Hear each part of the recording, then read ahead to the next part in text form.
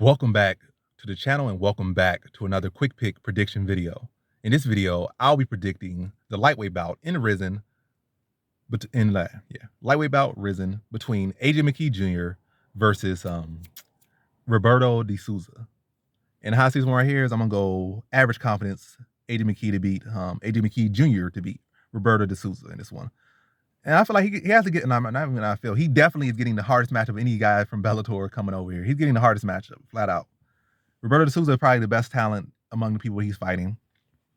Underrated striking, got some power, and very solid grappling, got good killer instinct, and like he has the most skills by far of anybody that these Bellator guys are coming over fighting. So A.J McKee, I think he's for some reason getting the main spot on the card, and he's getting the toughest tests on the card. But yeah, I guess they feel like, hey, he destroyed Pitbull the first time. He really beat Pitbull the second time, but hey, it is what it is.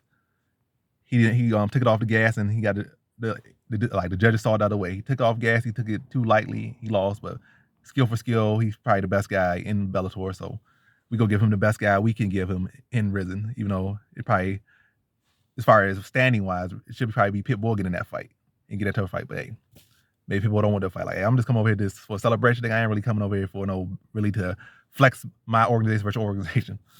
But yeah, I'm going with A.J McKee Jr. here. I feel like A.J McKee has shown far more striking and been able to go rounds and with some much more credible competition. I feel like he fights much longer. I feel like where De Souza is where he's dangerous at is probably like in the pocket, like, where you really can load and catch with something big. But I feel like A.J McKee is very good at being long. He's faster. He's a notably faster fighter everywhere in the grapple. Well, I'm gonna say grappling, yeah, in the grappling, in the scrambles. I think Souza probably is the technically better grappler, but I think overall, I think A.J McKee's the better talent, and I think he can control better where the fight takes place and how it takes place. He having that wrestling background, he can neutralize Souza's takedowns to probably maybe one or two takedowns is maximum, and probably one, even if that, decent takedowns.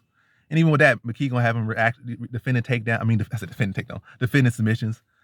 I feel like A.J McKee, like I said, will be in a better spot to dictate the striking and dictate whether they will grapple or not, or if they do grapple, when they will grapple. I feel like De Souza's gonna try to at least create grapple situations, but I don't feel like it'll be a case where he's gonna, like I said, anybody could try to start grappling or initiate some type of grappling, but like, can you get the takedown and then start to work from top position? That's the what I'm talking about. You can try to get a clinch, but I feel like A.J McKee probably smack him in the face and now I said elbow, knee. I'm kind of combining words, and I'm combining words, cutting words up. But yeah, I just feel like A.J McKee's just in a better driver's seat. Younger, they're both around. I actually think Roberto De Souza 1 inch taller, but I feel like A.J McKee still gonna look like he's taller fighter, probably like he's 6 feet De Souza probably look like he's 5'10", but McKee's got that long feel to him. He fights long, throwing a lot of teeth, a lot of kicks, and a lot of unorthodox striking.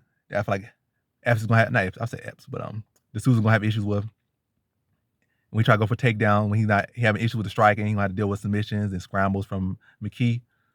And yeah, this is gonna be a very competitive fight, but I think it's gonna go to a decision. I think Roberto De Souza's gonna put a good effort in there, but I just feel like McKee is gonna be a step or two ahead. And again, when you're the guy that can control where the fight where the pace of the fight and where the fight's taking place for the most part, where we're gonna fight on the outside. You're gonna have to deal with trying to cover this distance, get behind my kicks, get behind my teeth. Like, you gonna do that.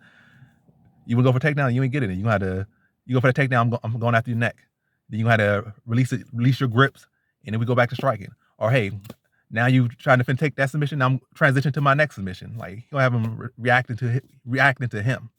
And McKee, I think, it's gonna be one of these fun fights that's gonna be underrated and probably, it's probably be underrated to the mainstream, but gonna be a very high level fight. But I think McKee, like I said, is a step ahead in every area and overall. So I'm not gonna say close. I feel like it'll be a clear decision for McKee, but Souza's going to put on a good, respectable effort. So in this one, I have A.J McKee Jr.